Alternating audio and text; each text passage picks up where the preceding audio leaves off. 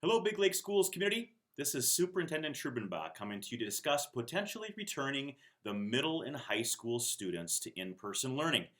We know that there are several surrounding districts that have announced plans to begin in-person learning at their secondary levels. I want everyone to know that we have had conversations here since before the school year began on what that may look like for Big Lake students. One of the goals myself and our district have committed to is making sure that we are being transparent and open in all our communications with families. In the midst of this pandemic and after, I promise that we will continue sharing information with you and sharing our methodical and strategic thinking behind our decisions. With that in mind, I want to share with you the current hurdles we are working through to bring the middle school and high school back to in-person learning. As you know, a big topic in the news these days are vaccines. We've been fortunate to begin receiving vaccines for employees who want them and are continuing to work with Sherburne County Public Health and CentraCare Monticello on receiving more.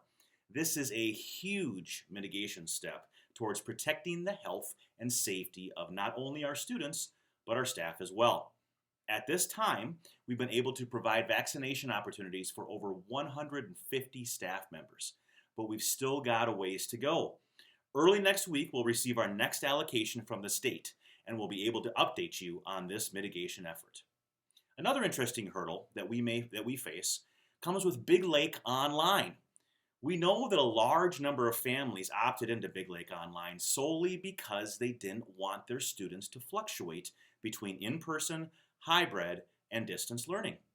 We currently have over 650 students enrolled in Big Lake Online, and the big question that we will be researching is how many students would return to the middle school and the high school if we switch to in-person instruction.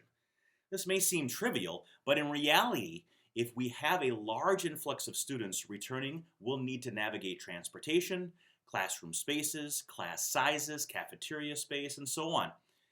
We'll be working on gauging interest from those families and requesting that they let us know if they would like to switch to Big Lake Online to in-person learning. We also need to consider our students' schedule and calendar. Right now, we're in the middle of the trimester and in a schedule that has been set up to accommodate hybrid learning. We want to disrupt our students' class schedules as little as possible to provide stability for them. Our administrative team will be looking at each child's schedule to work through any accommodations that may need to be made. And lastly, we also need to recognize that our secondary students were just able to return to hybrid learning on January 21st. That was barely over a week ago.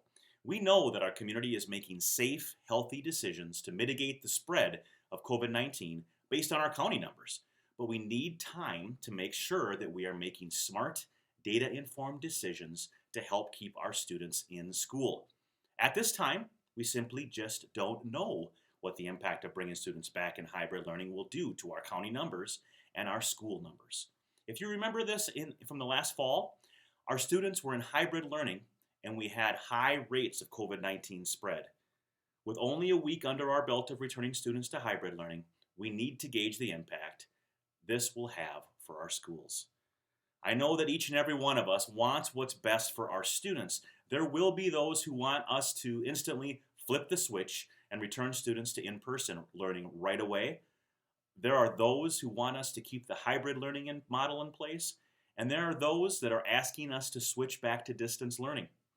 I promise you that we are doing everything we can to make strategic, methodical decisions around when we can bring back secondary students to in-person learning. And when we do make those decisions, we will be open and transparent in our communication with you as to why those decisions were made. Until next time, I hope you all stay safe and healthy. Have a great weekend.